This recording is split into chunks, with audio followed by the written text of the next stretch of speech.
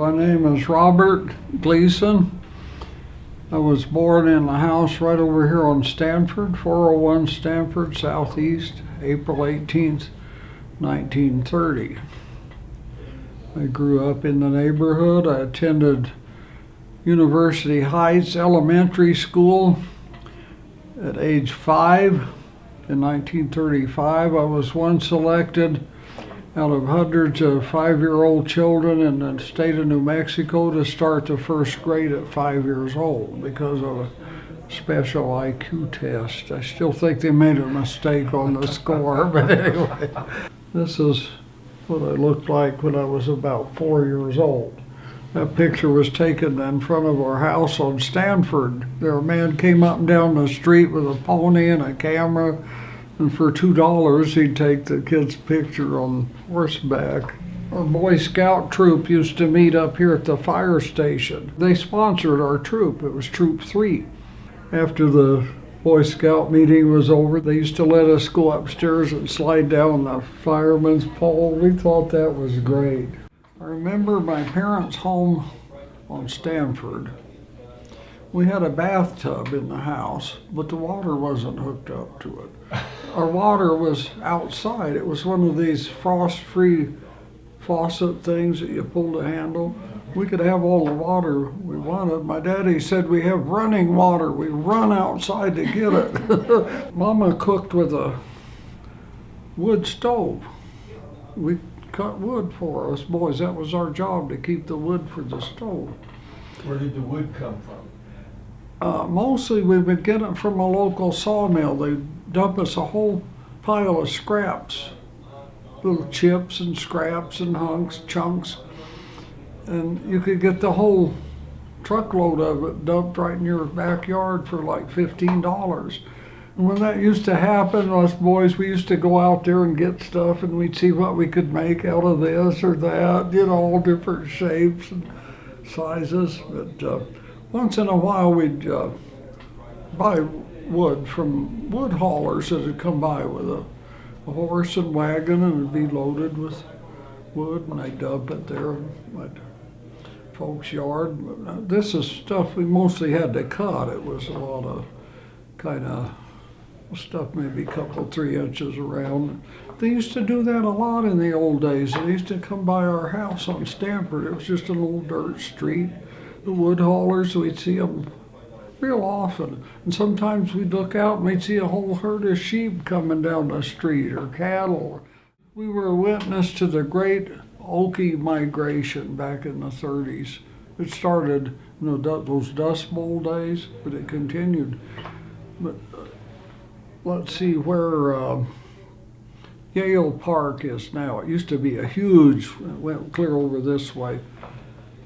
But that used to be kind of a stopping place for people that were traveling through town. And a lot of these people, they'd have their whole family in the car, and they'd run out of gas and run out of food and water. And my mother used to get things together, and several times a week in the summer she'd go over there and she'd hand out things to people, sandwiches and things. And she had a big pitcher she'd make Kool-Aid in and keep an ice bucket in the car, and we had milk goats at the time at our place on Stanford. We milked the goats. Mama sold the goat milk, and we all were raised on goat milk. That's why I got these little things here on my Our next door neighbor, Mr. Lang, was a TB patient. And they let him stay at home, and they had this big closed-in, screened-in porch, and he spent most of his time out there. 2 doors down from the Lobo used to be a bowling alley, the Sports Bowl. Frank Peloso built that business and ran it as a bowling alley for many years. And a bunch of us started working as pin boys at the Hilltop Bowling Alley. It was down past Yale there, half a block or so. We worked there. We used to set pins for 4 cents a line, and sometimes we'd get tips, which was pretty good. Then when this one opened up over here, they had machines that were a lot easier to use. They were air operated. It didn't take so much sweat and muscle. But they only paid us 3 cents a line over here. But it was easier. So we used to kind of go back and forth. And then sometimes Frank Peloso, he really knew how to handle boys. And he used to want us there available. If people came in to bowl, we'd need to be there to set the pins. And he used to wonder how to keep us there, so he made a deal with the Lobo Theater. On Saturdays we could go in there and watch the movies and the cartoons, and if he wanted us, needed us, he'd just go over there and get us and go to work. That was really good. In 1929, started the Great Depression. My dad lost his job in Savannah, and he had a brother in Fort Worth who had a furniture store, and we moved there, and my dad went to work in the furniture store. And they lost the store later. And my dad worked around in various places. He worked in men's clothing stores. And anyway, he ended up getting a job with Montgomery Ward, and they transferred him to Albuquerque, and that's how we got here.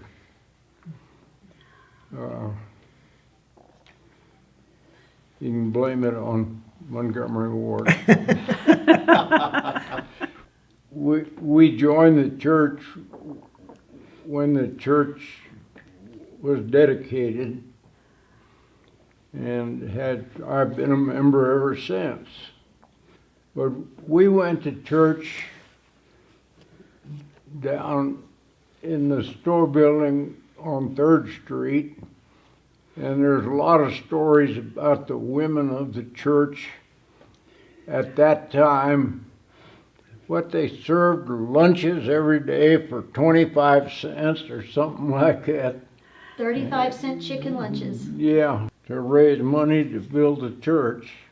We had a Sunday school class that John and I were members of, the Come Double class, which was a large, very active class for many years. I may get some of this stuff garbled up. Correct me if I do. The first teacher of the class was a retired minister that was here. And I don't remember how long he taught the class, a few years. And he decided he was going to retire from that. So and I wasn't there, John probably was, when they were trying to get a new teacher for the class. And finally, they got a guy by the name of Les Dye, who said he would take the job as teacher temporarily until they could get another teacher. And how long was it? 28 years later. Something like that. It was a long time. I have hanging in my living room a map of Albuquerque, U.S. Geological Survey map, 1938, which shows the platted parts of Albuquerque, and it runs from the river up to about Carlisle. And that was the only platted part of Albuquerque. Yeah. I'm Eleanor Kelly Cooley, and I was born in Wisconsin in January 1942. But because of health reasons, we moved to New Mexico in 1945. And my folks tell me we were on the road on VJ Day. We ended up having to stay in a motel for 6 weeks trying to find a house to buy. There were only 2 houses for sale in Albuquerque. When we finally did find a house, it was right down here on 3305 Campus Boulevard. Almost every Friday evening, we'd walk up and go to the Brass Kettle. It was a little restaurant, and get a hamburger and fries, which was a new kind of thing in the late 40s. I remember when Nob Hill was built. It was a big deal, one of the first shopping centers we'd ever heard of. Yeah. You know, R.B. Wagaman. before we got a TV in 1949, we would walk up and watch the Lone Ranger through the furniture store window up on Central. My sister and I got our picture in the paper when we were probably 10-ish. A reporter came by. Campus was running literally curb to curb, over the curb with water, and we were out in our swimsuits in the water, and this reporter came by. And if I'd had time, if I'd known, I could have brought the picture. He took a picture of us in the water on campus down in front of our house here. And it got on the front page of the Journal. And I do remember that the first apartment my folks rented for my grandmother, when she came down in 47 or 48, I'm not sure which. My mom would not let us go in to talk about renting a place because the woman had TB. And we were parked on Central, aimed down towards that bridge, you know, going down Central. And being bored, I think I was 5 at the time. I got in the seat and started driving the car and somehow got it going down the street with my sister asleep in the back seat. And some nice man managed to stop it. The Whitmores that came down here from Iowa, they brought it down to get treated, and their treatment was to be out essentially in the open and dry climate. And so they lived in a tent in this area east of that hospital. His doctor didn't think he had long to live, and he came down, and one of Whit's real joys was that he outlived 6 doctors. He was not a young man when he died. It was my really second part of my family. My first wife died after we'd been married 57 years, and having a family here at church that we'd grown up with all our adult life was really nice. My husband's office, he was a dentist, was in the Nob Hill Shopping Center. It was very new at that time. In fact, his father rented his office space when he was still in the Navy. Wagaman was building it. I don't know the exact time. I would think it was about 47, and he was still in the Navy. And his father, thinking, oh, you know, we'll get space for him. So he talked to Mr. Wagaman and rented the space in the Nob Hill Center at that time. It was a shopping center, less artistic as functional. I mean, it had a ladies' dress shop, a men's dress shop, a 5 and 10 cent store, a drug store, a children's shop, a barber shop, a shoe shine shop. It was a functional, what I called a functional shopping center. It's a little more artsy now, but at that time it was where you went to buy your groceries, your dime store things, and drugstore, and it was a good area. We liked it very much, and as I said, established our home in the near area. David rode his bike to work lots of times. We only had one car, and I guess he thought I needed to get the groceries to have his dinner ready, and so he rode a bike to the office. One thing I really remembered about the Nob Hill area is that in the early days it seemed like we did get more moisture, and when it did rain in our thunderstorms in the summertime, Central Avenue became a river. And I'd seen it a number of times, almost curb to curb, coming down East Central, and of course it always drew a crowd right out down here at Hermosa, where there's a little dip, and all the water would rush down to Campus Boulevard there, and that was stop traffic, you might say, because people would get flooded out just trying to get through that current of water. North of the campus, we called at that time was campus. I don't know. It's Copper up east and campus down here, and it did flow, gutter to gutter and fast. And I mean, it just went so fast. And my children, our neighbor kids, used to get in a bucket. I mean, a big bucket and float down there. But my children were not allowed to go down to campus when it was raining that hard. Manal was not paved. It was just a dirt road down a hill. When the wind blew, oh my gosh. I mean, I couldn't see out my front windows because our road was dirt. There were dirt roads all around us, and the windowsills were just thick with sand. Dr. Rice, who had the Women and Children's Hospital down on Central, lived right behind us at Sherry, on the corner, and they had their children, and mine were good friends. And I was talking to her not long ago. I said, "Do you remember Chacho?" Chacho was a monkey that was on a chain in the cottonwood tree behind us, and the kids would run down and he would just chatter, and you didn't get near him because he would bite, but he could maneuver up that cottonwood tree from the bottom all the way up and never get tangled. It just amazed me. He was chained or something, but he could scoot up there, and he was a neighbor for a long time. Albuquerque was more Western.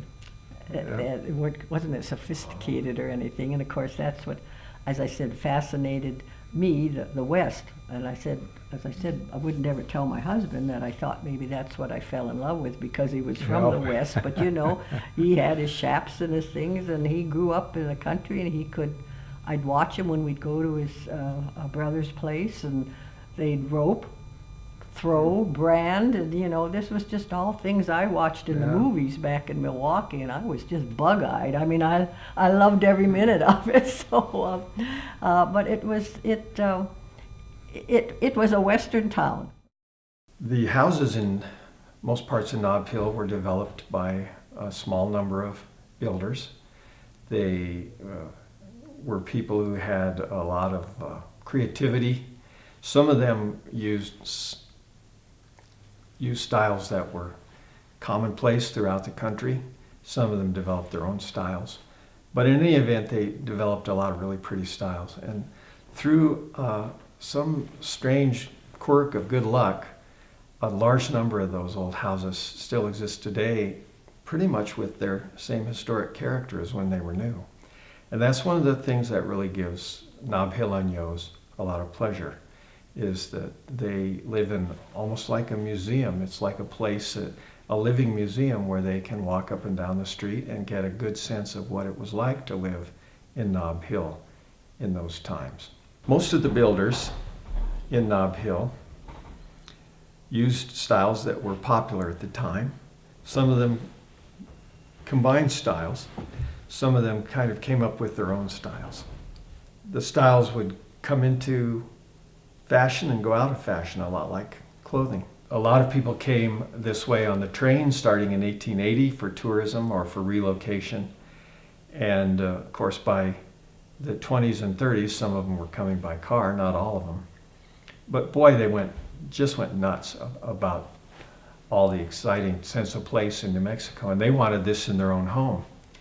So builders developed the Spanish Pueblo revival style. It's called a revival because it went back in Pueblo times to as early as people were using adobe or even plastering rock structures. And these builders revived this style. There was this big wash going through the middle of Monte Vista, and it was a big one. It was called Campus Wash. I have no idea why it wasn't called Campus Arroyo, but it was called Campus Wash.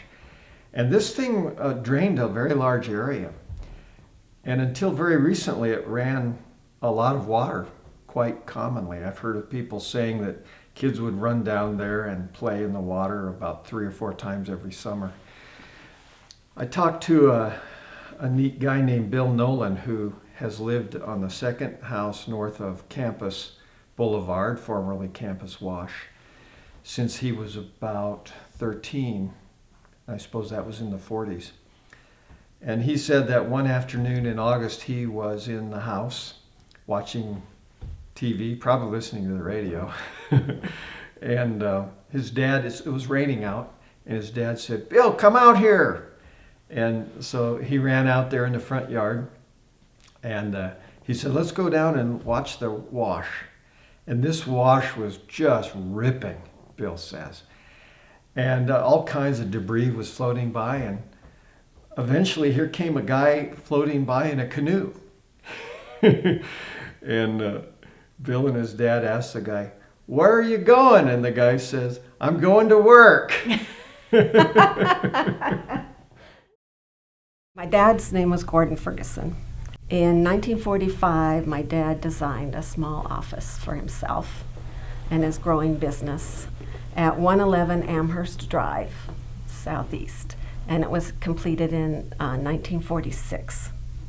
My mom kept a scrapbook of a lot of my dad's buildings, and this was in the, she even wrote Albuquerque Journal, 9/23/45, architect builds own office. This photo shows Nob Hill Shopping Center being built. And the neat thing is my dad's building is right there on the edge. You can see it. My dad's office grew. He hired more architects, and for many years it was called Ferguson, Stevens, Mowry, and Pearl. The firm is still in existence. It's now called SMPC.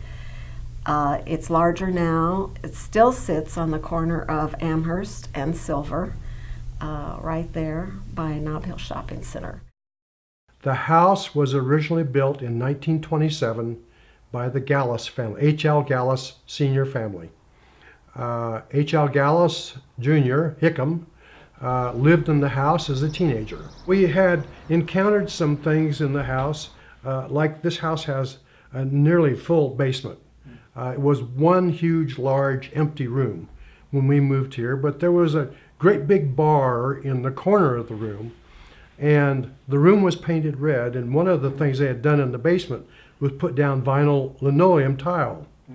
Later on, somebody had put it down. Yes, later on. So one of the things that happened is if you took a wet mop and mopped the linoleum tile, red paint would seep up between the seams in the tile. So being true historical people, the first thing I asked was, Mr. Gallus, why is that basement so red? The paint is seeping through the tile. Oh, did they put tile down there? Well, Mrs. H., that's where the Lobo Cub met. That's where we hired and fired the football and basketball coaches. That's where we played poker. And Ron and I to this day swear that's probably what happened in our basement. 2 houses down was owned by Mr. Ream. His wife had died. He would be out walking, and I'd visit with him when I was out in the yard. And he was telling me when he built his house, which was before us, we think, he would come home from Albuquerque High, and the Albuquerque, old the Albuquerque, old Albuquerque High on Central. the one that's been converted to apartments down on Central. And he would get his golf balls and his golf club, and he would go out and hit golf balls. And at that time, the edge of UNM was Zimmerman Library, you know. He says, I could hit balls as far as I wanted to. Where Walgreens is now, you know that property? Right there, it used to be a big old barn dance building, old frame rack of a building. It was like a barn dance. And on Saturday nights, they used to have that going, and it used to be so noisy, and the neighborhood complained about it so many times. It'd keep everybody awake till 2, 3 o'clock. after a Saturday night, and there was always somebody getting stabbed or shot, and the police, the city limits was right there at Girard. And the police used to sit over there on Central just waiting for people to come, then they bust them because they knew they'd been more likely drinking. So anyway, the neighborhood complained so much, and they even started a lawsuit at one time against this place for the noise ordinance. And they said, but that doesn't apply because we're not in the city limits, see? Okay, so one time the place caught on fire. And everybody got out, you know, and everything, but somebody called the fire department, and they were way downtown, there wasn't any this way, but the fire department's response was, well, you're outside of the city limits, we can't help you. So they let it burn to the ground. People were so happy over there finally. Oh, shine on, oh silver moon, ocean is glowing o'er the cool waters, soft winds are blowing. Hark how the sailors cry, joyously echo nigh, Santa Lucia, Santa Lucia. Now if I had my hat, I'd go around looking. I used to do a lot with the Albuquerque Civic Chorus. They recruited me years ago when I did a lot of that sort of thing.